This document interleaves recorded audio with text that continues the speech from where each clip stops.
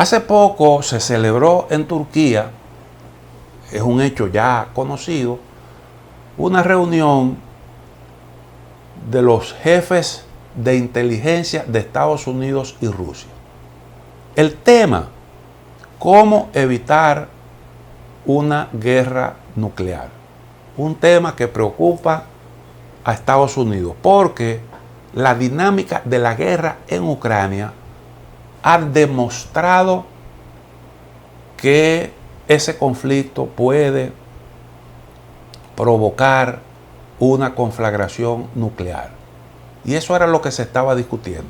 Que se discuta un tema como este dice mucho, es de mucha trascendencia. ¿Por qué? Porque usted no va a evitar una guerra nuclear si usted no adopta las políticas necesarias para eso. Eso no se consigue con una simple declaración. Nos comprometemos a no usar armas nucleares. No. Y hace tiempo que hay estudios, teorías con respecto a cómo es que se puede garantizar un mundo libre del peligro de una guerra nuclear. Recuerden ustedes la teoría de los halcones y de las palomas. ¿En qué consiste eso? Consiste en que para evitar una guerra nuclear, usted tiene que ser un halcón en su entorno inmediato, más próximo, lo que pasa por evitar que alguna potencia logre cercarlo y por el otro lado comportarse como una paloma cuando se trata de la vecindad del adversario. Pero ¿qué ocurre? Que la guerra en Ucrania se ha producido en violación a ese tipo de reglas no escritas. ¿Por qué? Bueno, porque sencillamente la reacción de Rusia se produce cuando la OTAN intenta acercarse a sus fronteras, a sus proximidades. Y eso, pues lógicamente, era algo, una reacción esperada. Y eso lo explicó Henry Kissinger muy bien en varios artículos que escribió y en entrevistas que concedió, explicando las razones, por qué se entiende esa reacción de Rusia. Cuando él decía que hasta Solzhenitsyn, un hombre como Solzhenitsyn, supuestamente de ideales liberales, compartía en lo que tiene que ver con el caso de Ucrania la misma posición que Vladimir Putin. Y no solo una posición de Putin, sino una posición de los rusos en sentido general.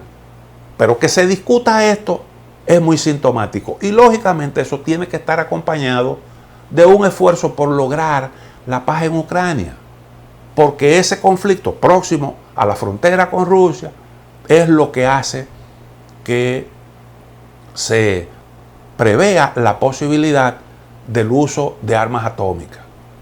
Porque no es verdad que usted se va a dejar acorralar por un bloque militar que le adversa. Es una cuestión sencilla, simple de entender. Entonces, lo que se está discutiendo creo que deja abierta la posibilidad de un arreglo político del conflicto en Ucrania. En ese contexto se produce el estallido de un cohete en el territorio de Polonia, próximo a la frontera con Ucrania. En un primer momento el señor Zelensky dijo que el cohete era ruso y que los responsables eran los rusos. Cuando Biden dijo que era poco probable, y yo creo que es una cuestión lógica porque ese misil, que es un S-300, tiene un alcance de 75 kilómetros. Y no hay misiles rusos de ese tipo colocados a una distancia de 75 kilómetros. Están mucho más lejos. Pero el señor Zelensky insistía y dijo tener pruebas. Y cuando le dijeron, pero mire, el presidente de Estados Unidos dice que es poco probable que eso sea cierto, Él dijo, yo le creo a mis generales. No puedo dudar de ellos, porque son la gente que me han acompañado en esta guerra. Es decir, el señor Zelensky tiene más confianza en su propia gente que en su aliado principal. Y ahí hubo claramente un esfuerzo por boicotear las discusiones que se están llevando a cabo y que contemplan un arreglo político del asunto de Ucrania. Aunque se diga que eso le corresponde a los ucranianos. Es un tema que se está ventilando. Y eso le preocupa a Ucrania y quieren cambiar esa posición. Aún corriendo el riesgo de desatar una tercera guerra mundial. Porque evidentemente que los responsables de eso no ignoraban, o mejor dicho, deseaban que la OTAN se involucrara. Y el involucramiento de la OTAN implicaba desatar un conflicto mayor, una guerra nuclear muy probablemente. Entonces eso siembra la desconfianza entre Zelensky y sus aliados. Porque eso implica que Zelensky quiso imponer su agenda a esos que le han servido de soporte. Su agenda, aunque eso implicara la propia desaparición de Ucrania. Porque en una tercera guerra mundial, una de las primeras víctimas sería Ucrania. Pero así, siguiendo esa lógica, se manejó el gobierno ucraniano. En un primer momento, hasta Polonia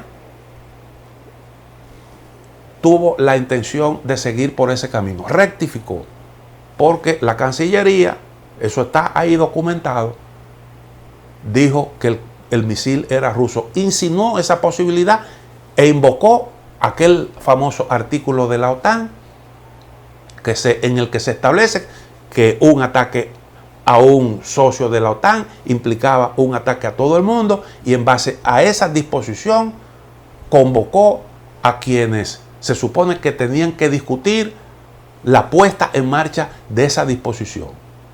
Pero eso se rectificó. El presidente Biden, con mucho tino, se dio cuenta de la peligrosidad que todo esto entrañaba y le puso un freno al asunto.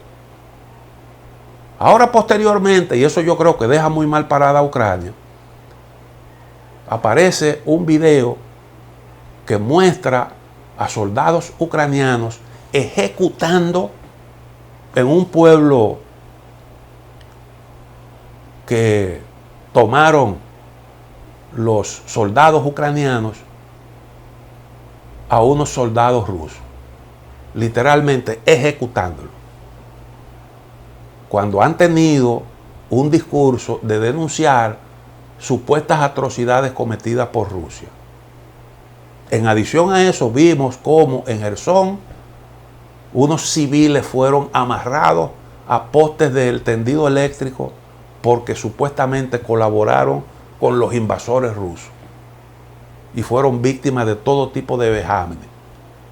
Y ese es otro asunto también que pone en evidencia que hay fuerzas ahí dentro de Ucrania que sigue esa línea dura. Y ustedes vieron los atentados contra objetivos civiles en Rusia, en Crimea, que, bueno, de alguna forma los rusos han utilizado para justificar su campaña de bombardeo de objetivos civiles, plantas eléctricas, acueductos, etc. Y esas son de las cosas que siempre marcan las escaladas en un conflicto. Todo indica que habrá una negociación, más tarde o más temprano. Yo creo que más temprano que tarde, porque ya claramente Mark Milley, que es el jefe del Estado Mayor de los Estados Unidos, ha dicho claramente que vencer a Rusia es poco probable en el terreno militar, porque Rusia sigue siendo un país con poder militar. Luego, si tú te das cuenta de que no es posible imponerte por esa vía, ¿cuál es el camino que te queda? Discutir unas negociaciones para ponerle fin a un conflicto que no te va a conducir a nada y que está trayendo muchos problemas. Ahora, dice Mark Milley que hay que aprovechar el invierno. Cuando se ralentizan las hostilidades, se crea un ambiente más o menos propicio para una discusión tranquila sobre cómo ponerle fin a esa guerra antes de la llegada del verano, porque si se espera la llegada del verano puede ser muy tarde. De eso he hablado también en programas anteriores, porque viene un proceso de acumulación de fuerza y Rusia aspira a estar en condiciones de lanzar una gran ofensiva en un momento como ese. Está abierta a las negociaciones, pero ya se sabe de antemano cuáles son las exigencias. En un proceso, en una discusión de la paz, se supone que usted tiene que estar dispuesto a hacer concesiones. Rusia está exigiendo garantías de seguridad. Esa ha sido su prédica, garantías de seguridad. Y no está en disposición de negociar Crimea, probablemente otros puntos dentro del territorio de Ucrania. Ucrania tendrá forzosamente que sacrificar territorio. Y probablemente es un asunto que se discute cada vez más, que aflora, que trasciende a los medios de comunicación. Probablemente haya un ganador claro en cuanto a territorio se refiere, que es Polonia.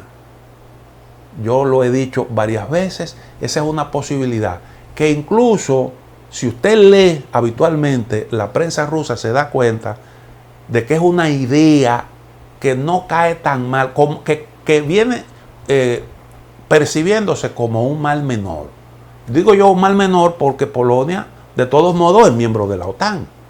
Y si usted le cede territorio ucraniano a Polonia, usted está acercando a la OTAN, que es algo como un tanto contradictorio, pero habrá que ver realmente qué es lo que, en detalle, qué es lo que se maneja ahí. Pero esa es una posibilidad que queda abierta.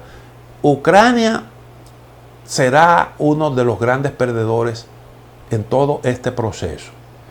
La discusión del fin de la guerra en Ucrania, dice el jefe del Pentágono, Lloyd Austin, ayudará a definir el esquema de seguridad durante una buena parte de este siglo que, como él dijo, está joven todavía.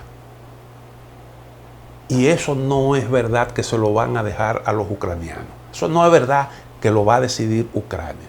Aunque usted escuche que el tema de la paz, cuándo, cómo y si se negocia, es una cuestión que la decide Ucrania, que es el país agredido, eso es un discurso. Ese es un discurso, pero en realidad, así como se comenzó todo, con unas discusiones en las que durante un buen tiempo estuvo fuera hasta Europa, bilateralmente discutieron Estados Unidos y Rusia, así mismo va a terminar con unas discusiones en las que la preponderancia, las voces decisivas corresponderán a Rusia y Estados Unidos.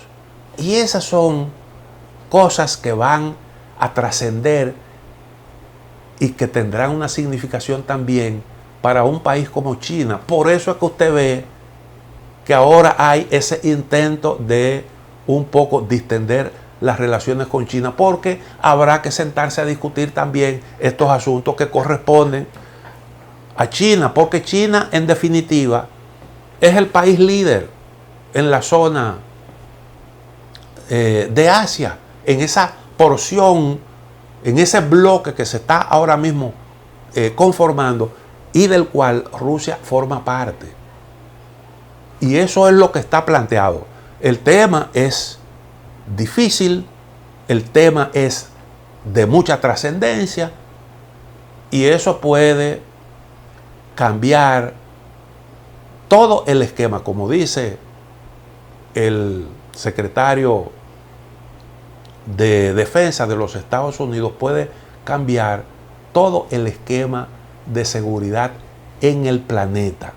Entonces, lo que estamos presenciando hoy en día es algo de mucha trascendencia. Llegamos al final de A Quemarropa. Mañana, Dios mediante, estaremos nuevamente con ustedes.